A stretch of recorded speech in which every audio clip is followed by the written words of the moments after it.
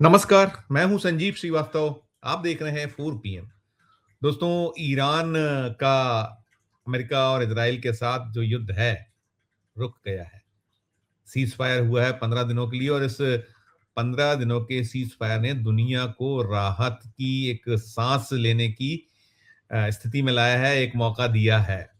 और इन सब राहत के बीच अब ये निगाह है कि ये जो सीज़ फायर है 15 दिनों का, ये स्थायी सीज़ फायर में बदले। लेकिन जो शर्तें हैं, ईरान की अपनी शर्तें हैं और अमेरिका की अपनी शर्तें। इज़राइल तो अभी भी वो जो शर्तें रखी हुई हैं, लेबनान पर हमला ना किया जाए, लेकिन वो तो कर रहा है, उसको वो नहीं मान रहा है।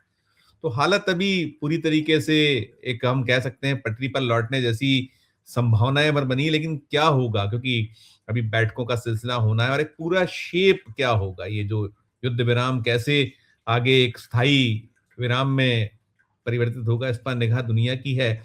लेकिन जो हाल रहे हैं, ये जो 40 दिनों का युद्ध रहा, इन 40 दिनों के युद्ध ने दुनिया को हिलाकर रखा हुआ था। और जो डोनाल्ड ट्रंप की चेतावनी थी, धमकी थी, आज सुबह जो भारतीय समय अनुसार 5:30 बजे तक का वक्त था कि ईरान को एक पाषाण युग में पहुंचा दिया जाएगा और उसका नेस्ता नाबूद उसको कर देंगे, इस तरह की जो धमकी थी। और वो फिलहाल तो टल गया है मामला, लेकिन हाल जो है, अब कब खुलेगा वो जो हॉर्मुज जल डमरू मध्य की बात है, वो अभी होना है, बहुत सारी चीजें होनी है। लेकिन इन सब के पहले जो हालात बने इस युद्ध से, और इस युद्ध के हालातों में भारत है, भारत भी पिस रहा है। भारत में अभी चल रहे हैं चुनाव, 5 विधानसभाओं के, तो कुछ चीजें भी नियंत्रित हैं। सरकार ने पेट्रोल और डीजल के दाम नहीं बढ़ाए, लेकिन जो बाकी इससे जो कच्चे तेल के कारण स्थितियां हैं, या और जो पूरा का पूरा व्यापार ठप हुआ, उसमें हमारी जो कृषि है, कृषि एक बुरी तरह से प्रभावित हो ही रही थी। और चाहे वो फर्टिलाइजर का संकट हो, यूरिया का संकट हो, बाकी हाल बेहाल है। तो अब यहाँ जो देश में है, उसके रेपरकेशंस पहले से थे, और अभी ये रुक भी जाए, स्थायी विराम लग भी जाए, तो हालात थमेंगे, सुधरेंगे, इसकी उम्मीद बहुत जल्दी करना उचित नहीं होगा। और जो इसके दुष्परिणाम भोगने हैं दुनिया को या भारत को, वो तो शुरू हो चुके थे और आगे भी लंबे वक्त तक रहने की संभावना है, ऐसे कोई इनकार नहीं कर सकता। और इन सब की जो मैं कृषि की बात करता हूँ, तो कृषि को लेकर, इस क्षेत्र को लेकर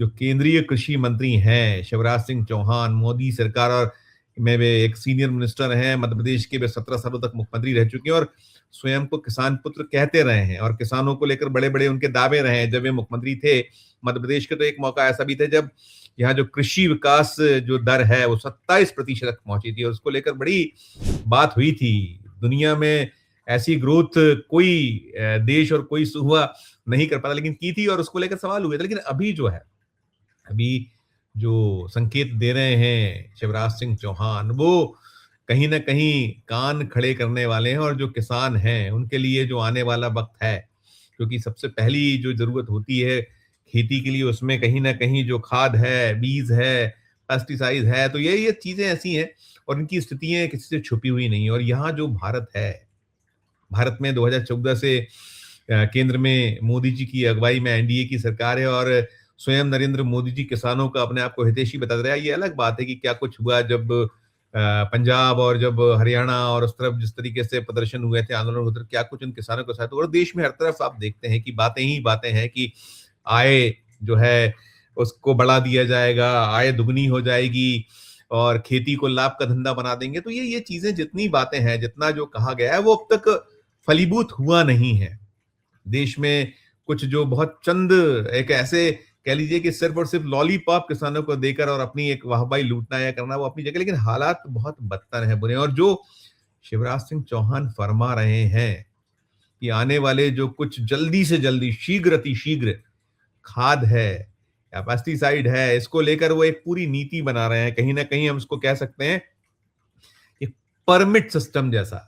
अगर उसको आप, उसको उसकी जो लाने की मंशा है सरकार की, क्योंकि वो एक पूरे का पूरा सिस्टम बनाने वाले हैं, और सिस्टम के तहत उसमें फार्मर जो है, किसान है, उनके लिए आईडी होगी, और आईडी के आधार पर ही मिलेगी। यानी कि मंशा ठीक है कि इसके पीछे कहीं ब्लैक मार्केटिंग ना हो, खाद का मिसयूज। अब खाद का मिसयूज कौन करेगा, वो तो किसानों की ही आवश्यकता की चीज है। लेकिन तमाम जितने बैरियर होते हैं सरकारें करती हैं, केंद्र की सरकार बात करे, दावे करे, राज्यों की सरकारें, जो डबल इंजन कहलाता है, भारतीय जनता पार्टी सबसे ज्यादा ढिंढोरा पीटती किसान हितैषी है। तो अभी चल रहा है, अभी कुछ नीतियां बन रही हैं और कृषि मंत्री जो हैं मंगलवार को राजस्थान में थे और जब मैं ये खबर रिकॉर्ड कर रहा हूं तो अब से कुछ देर पहले उन्होंने कुछ घोषणाएं की हैं। क्या है वो घोषणाएं? सुनिएगा, वो जो उसमें बहुत महत्वपूर्ण अंश है। सुनिए आप शिवराज सिंह चौहान की ही जुबानी की वो क्या कुछ चाह रहे हैं और उनकी अपनी लाचारी भी इसमें कहीं परिलक्षित है। सुनिए, देखिए। मैं सभी राज्यों से निवेदन करना चाहता हूं कि आप गंभीर हो जाओ, खाद की एक बोरी भी फालतू नहीं जानी चाहिए, एक बोरी भी फालतू नहीं जानी चाहिए। और इसलिए फार्मर आईडी के काम को 2 महीने में पूरा करना है। मैं तो अतीश जी ये कहूंगा कि कंट्रोल रूम बना के रोज हम रिव्यू करें, मॉनिटरिंग करें, किस राज्य में कितने बन गए, कितने रह गए। मैं माननीय राज्य के मंत्रीगणों से भी कहना चाहूंगा, मुख्यमंत्री से भी मैं बात करूंगा, लेकिन आप इसकी मॉनिटरिंग अपने राज्य में करें। यह बहुत जरूरी है कि अपना खाद किसान से वंचित ना हो। और इसलिए फार्मर आईडी का उपयोग करके जो सिस्टम बनाने वाले हैं, जिसकी चर्चा हुई है, उस सिस्टम से ही हम खाद देंगे, ताकि एक बोरी भी फालतू ना जाए। ऐसा नहीं हो कि खेती के अलावा कहीं चली जाए, और किसी भी हालत में ब्लैक मार्केटिंग नहीं होनी चाहिए। उसकी भी हम लोग पूरी ताकत के साथ चिंता करने का काम करेंगे।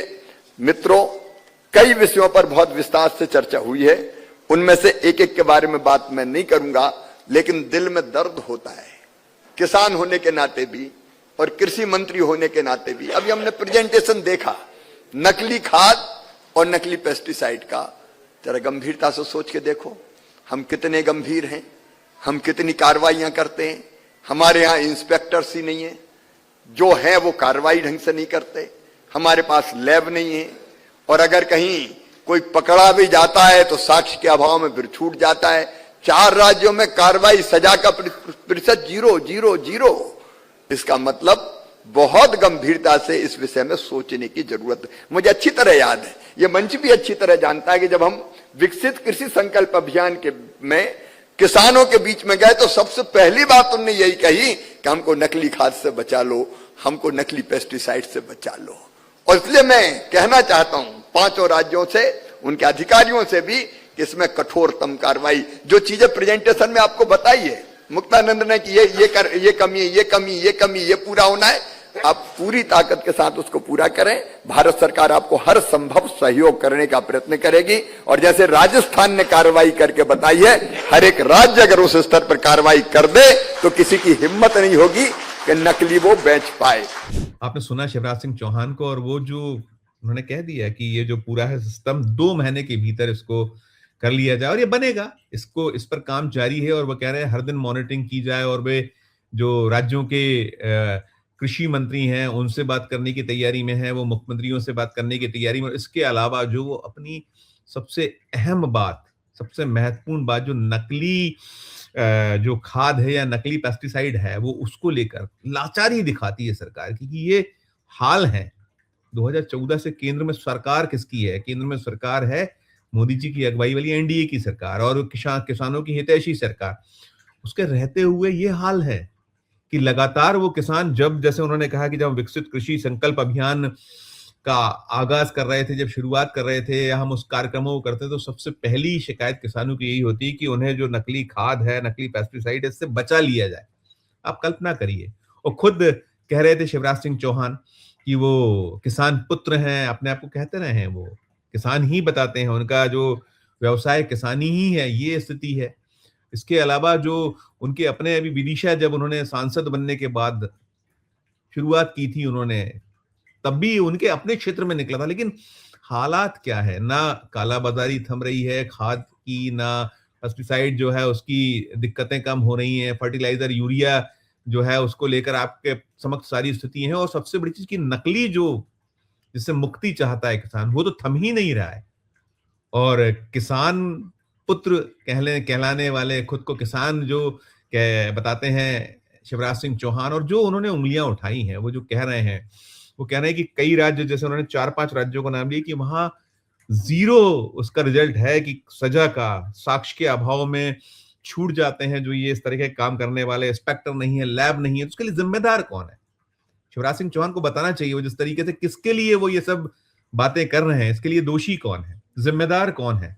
राजस्थान में जहां बात कर रहे थे वहां भारतीय जनता पार्टी की सरकार है। मध्य प्रदेश में स्वयं 2003 से लेकर और अब तक वो 15 महीने का कमलनाथ का कार्यकाल छोड़ दिया जाए, यहाँ सरकार बीजेपी की रही है। स्वयं शिवराज सिंह चौहान 17 वर्ष के लगभग तक मुख्यमंत्री रहे और ऐसे अनेक राज्य हैं जहां बीजेपी ही बीजेपी, और बीजेपी के सूबों में क्या हाल है, क्या स्थिति है, चाहे वो ये जिस नकली खाद, जिस नकली पेस्टिसाइड की बात कर रहे हैं, हर तरफ यही हंगामा है, हर तरफ यही स्थिति है।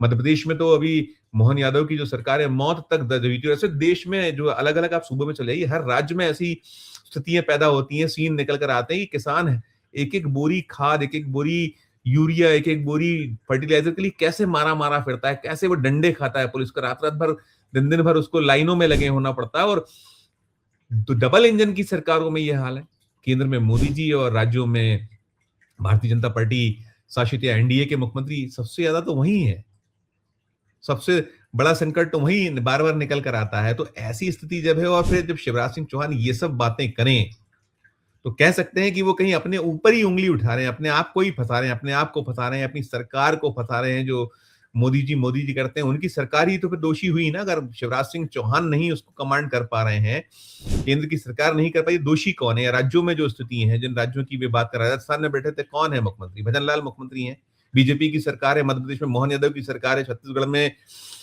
बीजेपी की सरकार है। ऐसे अनेक अनेक राज्य हैं।